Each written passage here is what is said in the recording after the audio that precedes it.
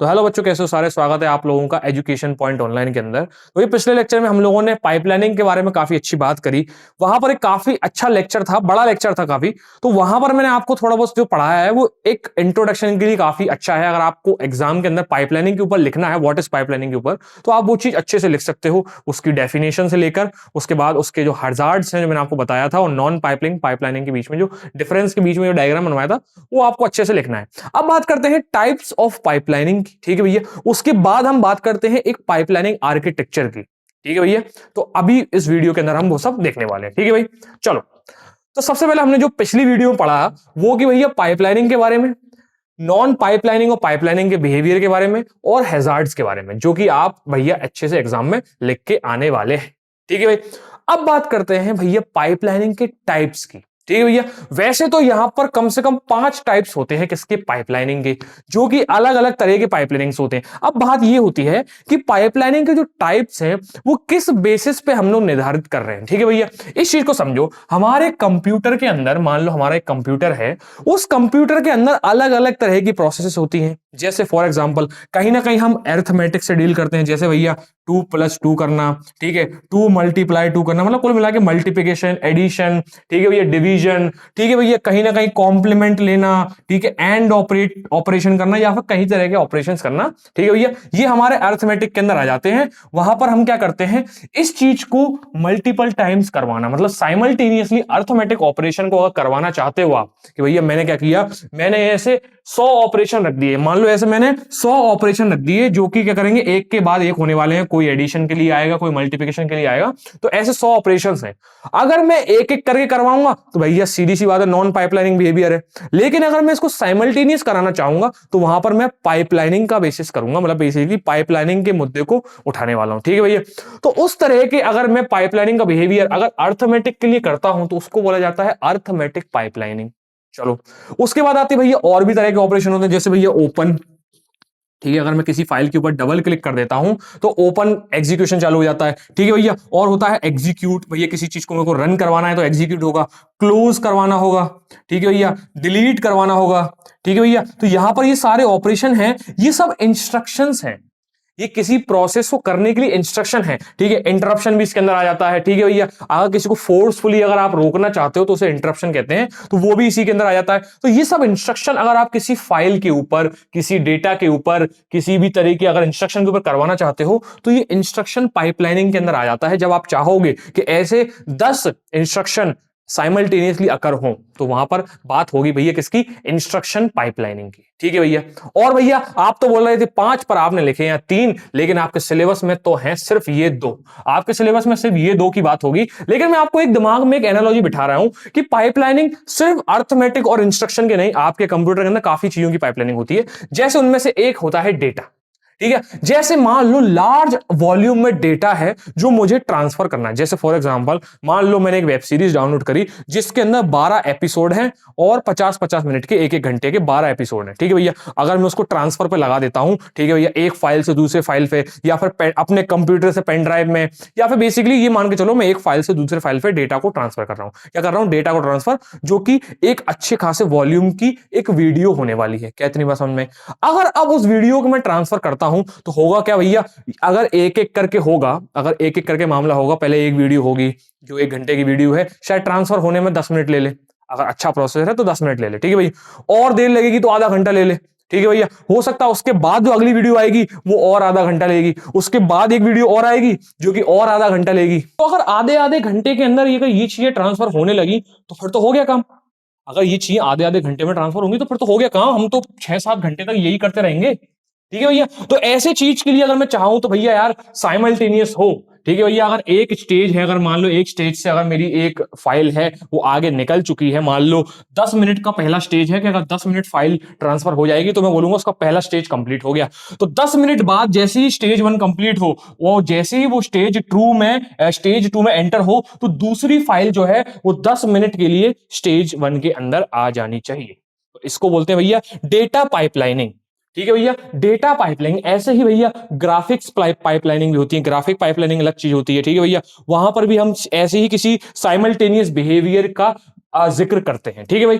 लेकिन हमारे सिलेबस के अंदर सिर्फ ये दो हैं, तो भैया आपने ये ज्ञान की बातें एक्स्ट्रा हमको क्यों बताई, ताकि आपको ये समझ में आए कि पाइपलाइनिंग जो है वो मेरे दिमाग की उपज नहीं है, या सिर्फ हमारा सिलेबस नहीं बोलता, ये चीज हमारे कंप्यूटर के अंदर रियल में होती है, ठीक है भैया। क्योंकि क्या होता है ना, हम लोगों को ऐसा लगता है कि ये सब जो हम कुछ पढ़ रहे हैं ये सब किताबी भाषाएं हैं, ये किताबी चीजें हैं, ये सब हम एक्चुअल में नहीं देख पाएंगे, बस ये किताब है इसलिए हम पढ़ रहे हैं, ये हमारे सिलेबस में है इसलिए हम पढ़ रहे हैं, ऐसा नहीं है। ये सब चीजें एक्चुअली में हमारे कंप्यूटर में होती हैं। अगर इस अप्रोच से आप इस चीज को सोचोगे तो आपको ये चीजें अच्छे से समझ में आएंगी। और अगर बाई चांस अगर आप एग्जाम में भूल जाते हो टाइप्स ऑफ पाइपलाइनिंग, तो आप अपने दिमाग पे ऐसे हाथ रखना और ये सोचना कि मेरे कंप्यूटर के अंदर कौन कौन सी प्रोसेसें होती हैं, ठीक है। तो आपको समझ में आएगा भैया इंस्ट्रक्शन की, अर्थमेटिक ऑपरेशन की, डेटा ट्रांसफर करने की, ये सारी ऑपरेशन के बेसिस पे आपको ये चीज समझ में आएगी कि भैया पाइपलाइनिंग फिर किन किन चीजों की हो सकती है।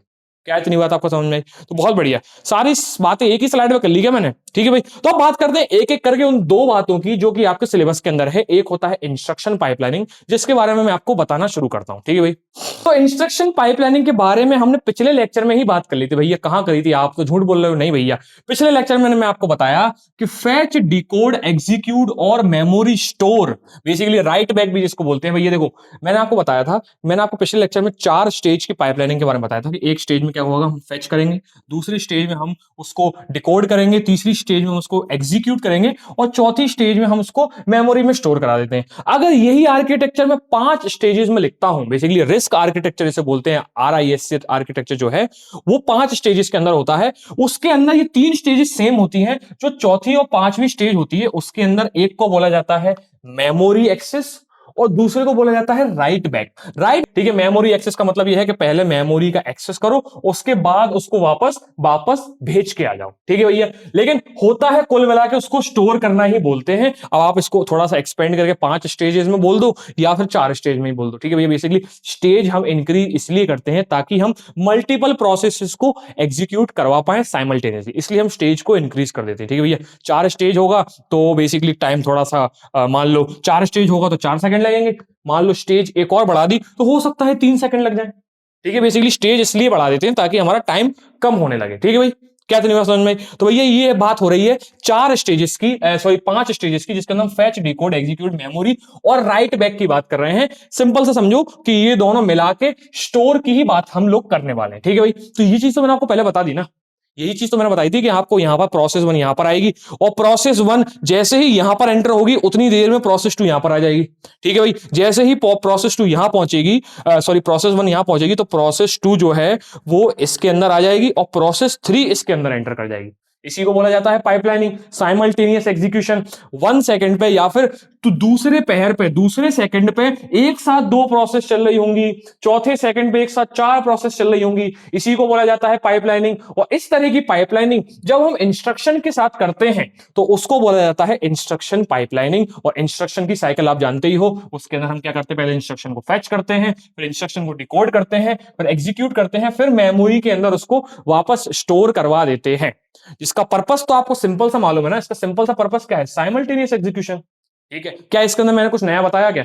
नहीं भैया, इसके अंदर कुछ भी नया नहीं बताया, आपने कुछ भी नया नहीं बताया, ये सब तो पुरानी बातें ही चल रही हैं। अगर पुरानी बातें चल रही हैं तो इसको बोला जाता है भैया, हमने क्या किया, 0 मेहनत के अंदर 2 चीजें पढ़ ली। किसके अंदर भैया? 0 मेहनत के अंदर हमने इस चीज को पढ़ लिया है, ठीक है भाई। चलो बहुत बढ़िया। तो भैया कुल मिला के बस वही की वही लिख देना है कि जो हमने अभी पहले पढ़ा था, बहुत बढ़िया वही लिखना है, ठीक है भाई। अब इसका एडवांटेज क्या है? एडवांटेज तो आप जानते हो भैया, साइमल्टेनियस एग्जीक्यूशन, ठीक है भैया। क्या होगा? फास्टर एग्जीक्यूशन होगा, एग्जीक्यूशन जो होगा इंस्ट्रक्शन का वो काफी फास्ट होगा।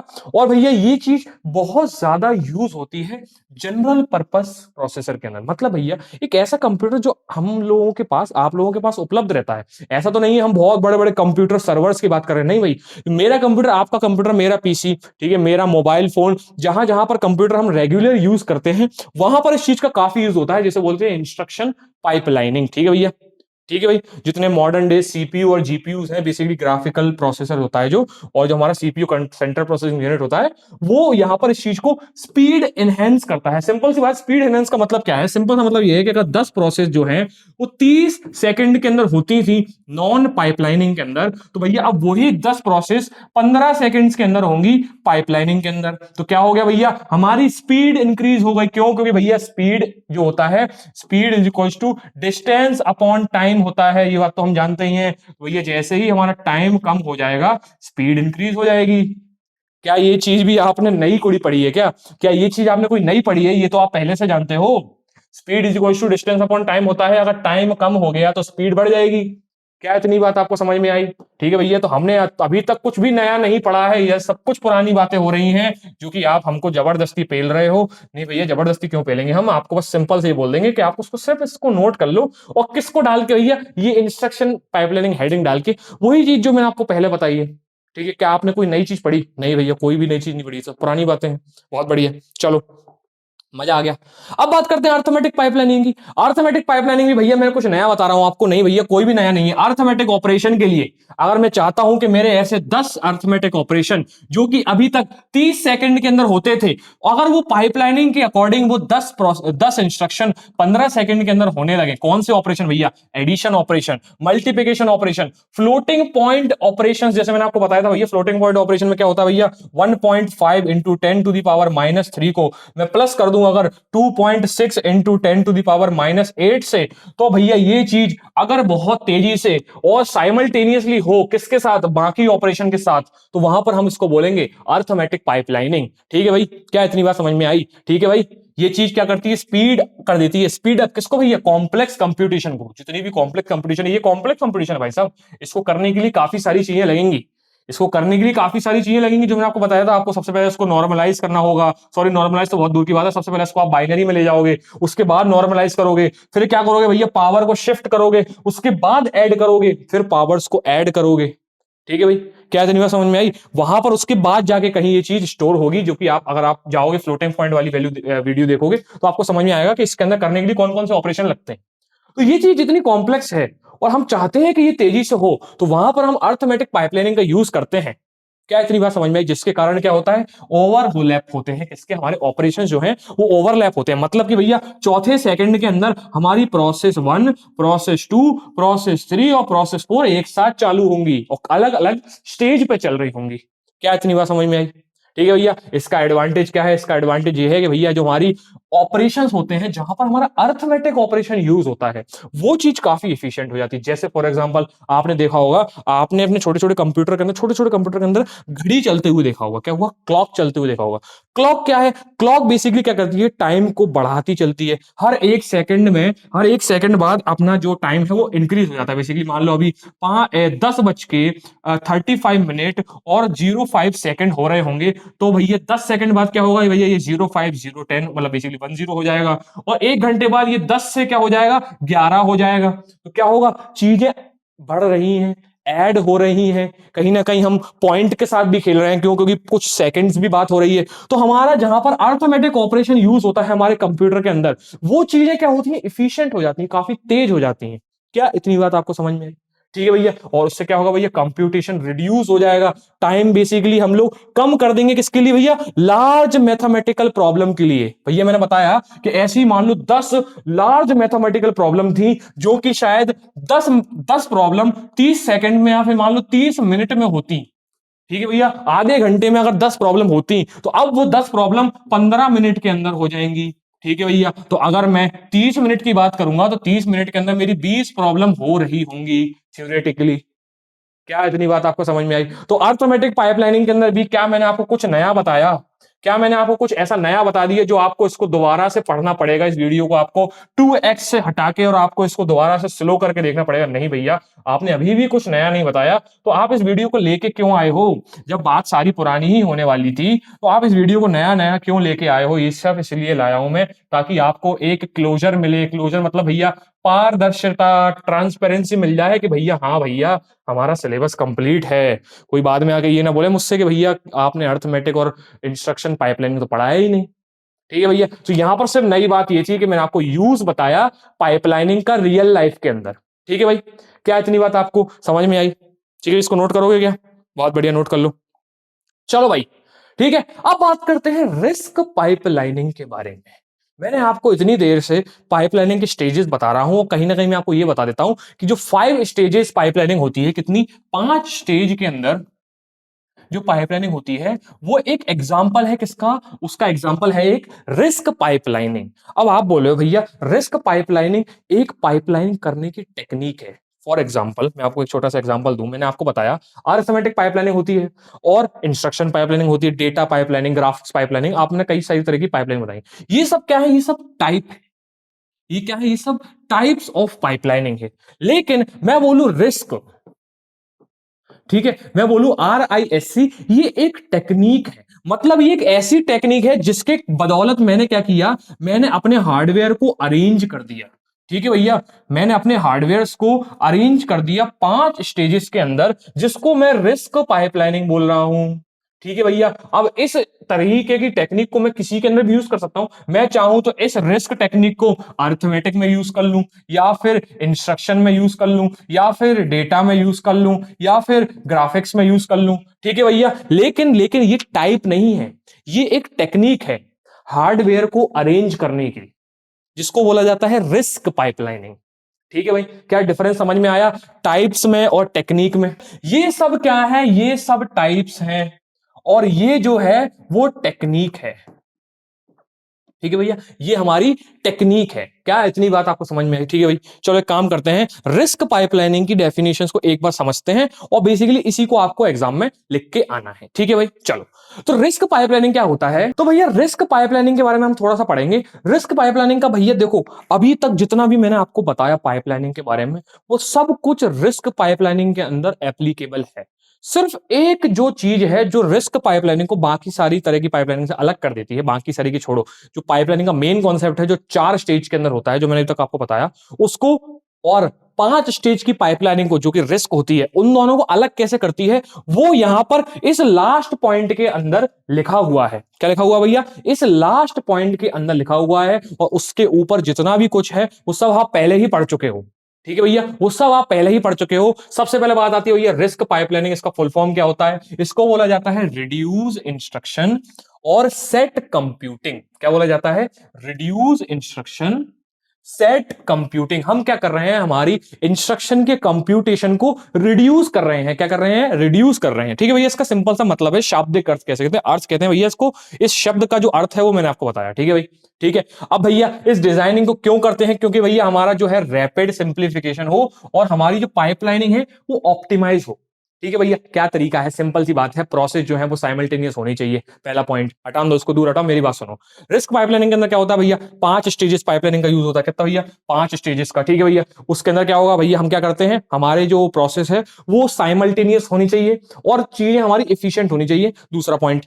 ठीक है भैया, क्या इसके अंदर मैं आपको कुछ नया बता रहा हूं? नहीं भैया, पहले ही बता चुके हो ये सब तो। ठीक है भाई, उसके बाद क्या है, इसके कैरेक्टरिस्टिक्स क्या है? इसके कैरेक्टरिस्टिक्स, ठीक है। तो अब इसके कैरेक्टरिस्टिक्स क्या होते हैं? कैरेक्टरिस्टिक्स सिंपल सा भैया, जो हमारा रिस्क प्रोसेसर है उसका जो साइज है वो फिक्स होता है भैया, बाकी प्रोसेसर का भी फिक्स ही रहता है, ऐसा कुछ इसमें नया नहीं है, बाकी सबका भी फिक्स रहता है। ठीक है भाई, और सिंपल जो होते हैं हमारे, बेसिकली मैंने आपको क्या बताया, मैंने आपको ये बताया था कि हमारा क्या होगा, हमारे चौथे सेकंड में, मैंने आपको बताया चौथे सेकंड में एक साथ 4 प्रोसेस चल रही हैं। चौथे सेकंड में एक साथ 4 प्रोसेस चल रही हैं, और जैसे ही 5वां सेकंड होता है, हमारी प्रोसेस 1 स्टेजेस में से बाहर निकल जाती है। छठवें सेकंड में हमारा स्टेज प्रोसेस 2 निकल जाती है। 7वें सेकंड में हमारी प्रोसेस 3 निकल जाती है, और 8वें सेकंड में हमारी प्रोसेस 4 निकल जाती है। मतलब कि 4 सेकंड बाद हमारी हर एक प्रोसेस 1 सेकंड में बाहर निकल रही है। समझ रहे हो मेरी बात? देखो मैंने आपको बताया था, चौथे सेकंड में क्या हुआ, प्रोसेस 1 जो है वो स्टेजेस में से बाहर निकल गई, मतलब प्रोसेस एग्जीक्यूशन करके निकल गई।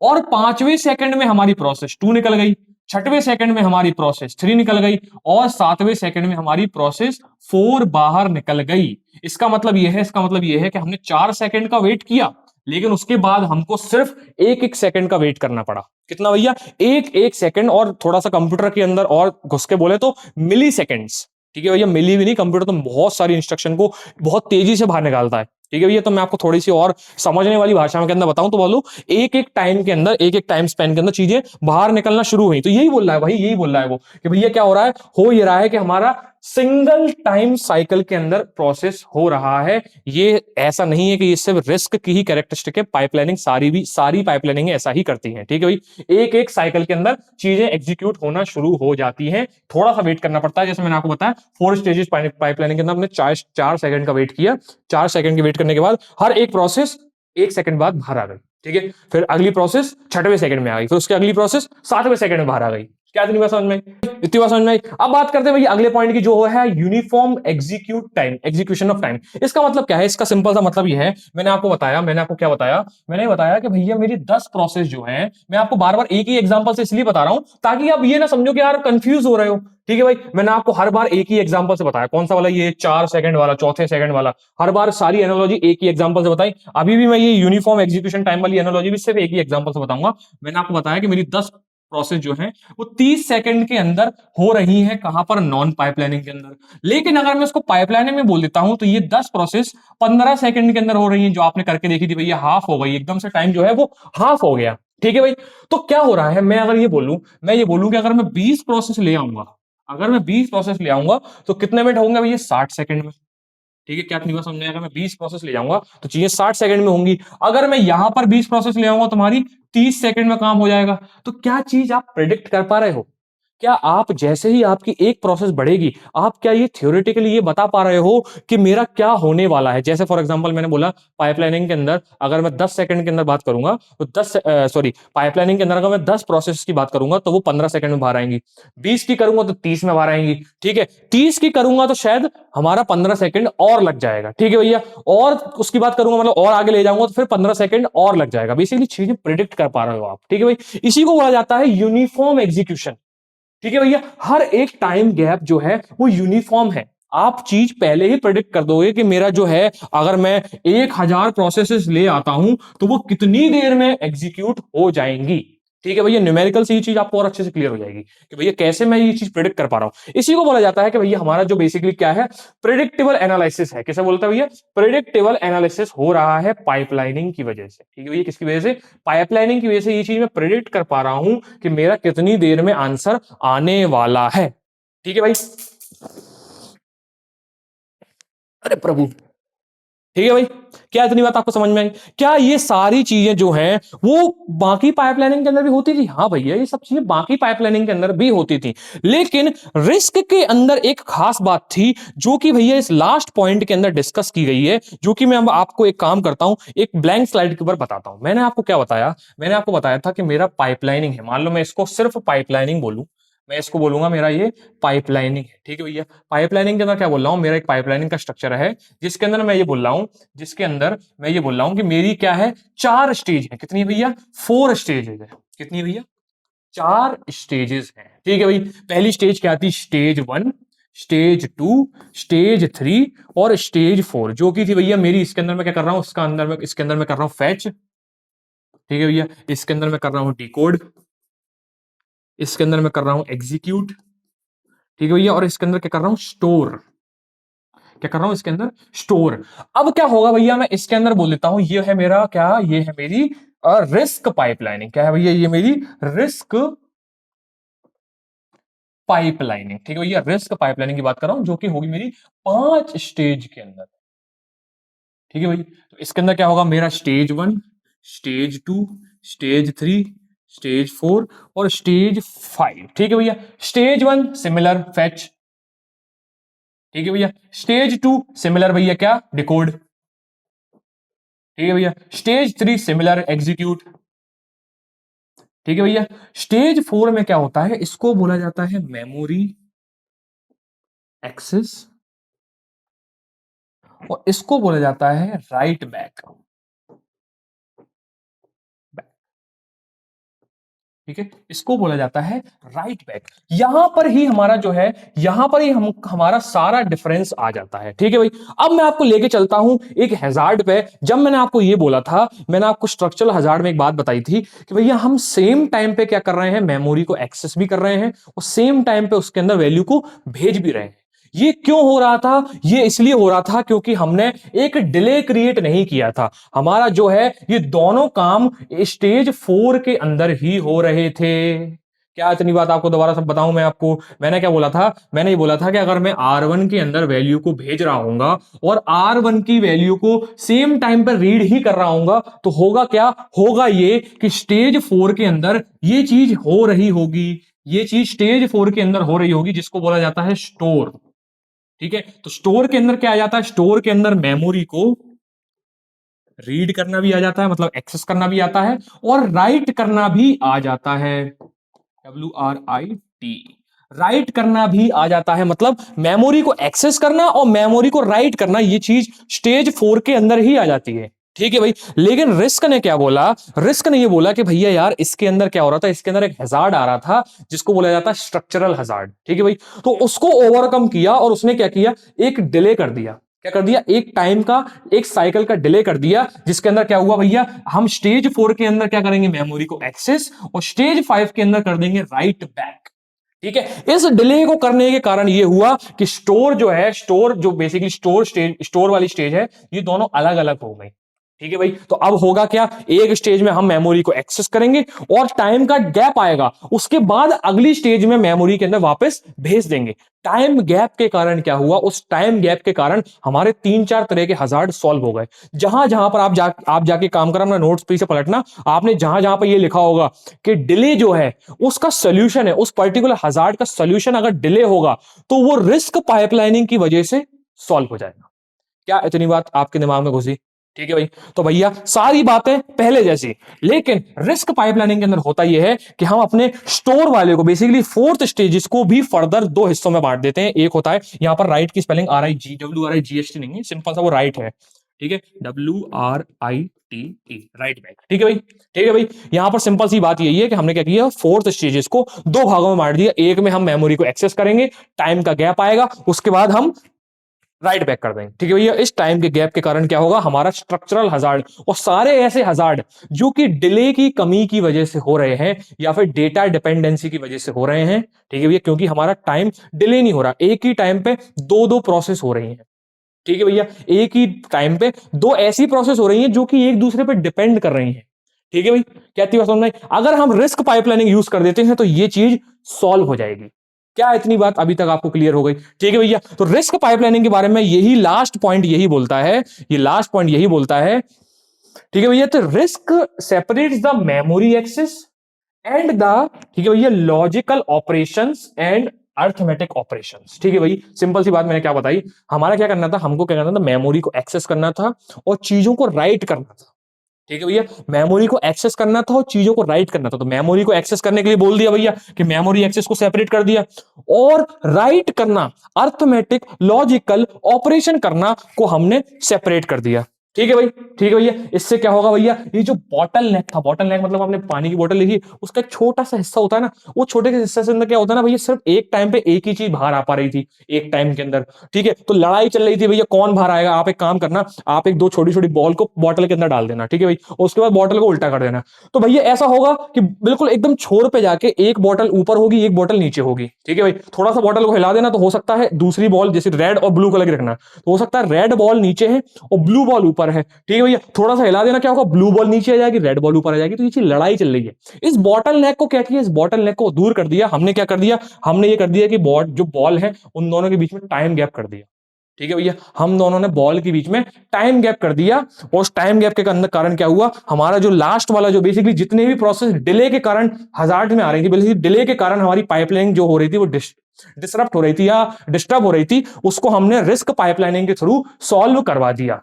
क्या इतनी बात आपके दिमाग में जा चुकी है? तो इसका मतलब यह है कि अगर रिस्क के बारे में क्वेश्चन आ जाता है तो आपको सारी की सारी थ्योरी वही लिखनी है जो मैंने आपको पाइपलाइनिंग के अंदर बताई थी। सारी थ्योरी पाइपलाइनिंग के अंदर बिल्कुल वैसी की वैसी होगी। बस आपको दो चीजों का ध्यान रखना है। कौन सी दो चीजें भैया? वो आप मुझे बता दो। दो चीजें नहीं, सॉरी, तीन चीजें। ठीक है, वो कौन सी तीन चीजों के बारे में आप बताने वाले हो कि अगर आपको सिर्फ रिस्क के बारे में पूछे तो आप वो तीन चीजें ध्यान रखना।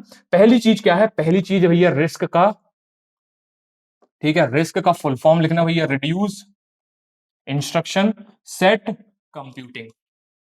ठीक है भैया, पहली चीज तो ये है कि आपको रिस्क के बारे में ये चीज वहां पर लिखना पड़ेगा। ठीक है, दूसरी चीज भैया, आपको 5 स्टेज के अंदर, ठीक है, 5 स्टेज का डायग्राम बनाना पड़ेगा। कौन सा डायग्राम? मैंने जब आपको टाइम स्पेस डायग्राम बताया था। ठीक है, स्टेप स्पेस टाइम का ग्राफ बताया था, उस स्पेस टाइम के ग्राफ को आपको 5 स्टेजेस के अंदर बनाना है, ठीक है भाई।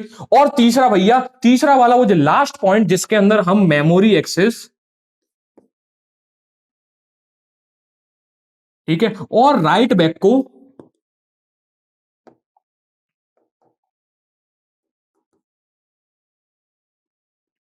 राइट बैक को अलग अलग कर देते हैं, ठीक है भाई। मेमोरी एक्सेस और राइट बैक को अलग अलग कर देते हैं। उस बात को, उस लास्ट पॉइंट को आपको दिमाग में रखना है, और बाकी की सारी थ्योरी एग्जैक्टली वही चेप देना जो कि आपने पाइपलाइनिंग के अंदर समझी है। क्या इतनी बात आपको अभी तक क्लियर हुई? तो रिस्क पाइपलाइनिंग के बारे में भी आप समझ चुके हो। ये एक कोई टाइप नहीं है, ये एक टेक्निक है जिसकी मदद से हम लोग क्या करते हैं, हमारे हार्डवेयर को रीअरेंज करते हैं, ठीक है भैया। जिसके अंदर इकलौता जो बेसिकली फ्लॉ है, सॉरी, इकलौता बेसिकली जो एडवांटेज है वो क्या करता है भैया, हमारे जो जितने भी डिले के कारण होने वाले जितने भी हैजार्ड्स हैं, जहां पर हमारी डिपेंडेंसी डिले की वजह से हो रही है, वहां पर भैया हम क्या करते हैं, थोड़ा टाइम का गैप कर देते हैं, एक पर्टिकुलर स्टेजेस को 2 भागों में डिवाइड करके, ठीक है भाई। क्या इतनी बात क्लियर है? बहुत बढ़िया। तो भैया क्या करेंगे हम अगली वीडियो से हम क्या करेंगे भैया, पहले काम करेंगे वेक्टर प्रोसेसिंग, एरर प्रोसेसिंग समझ लेंगे। उसके बाद क्या करेंगे, पाइपलाइनिंग पे क्वेश्चंस करेंगे, थोड़े बहुत 2-3 क्वेश्चन पाइपलाइनिंग पे हो जाएंगे, तो आपको थोड़ा सा मजा आएगा, ठीक है भैया। मिलते हैं नेक्स्ट लेक्चर के अंदर, तब तक के लिए सीताराम।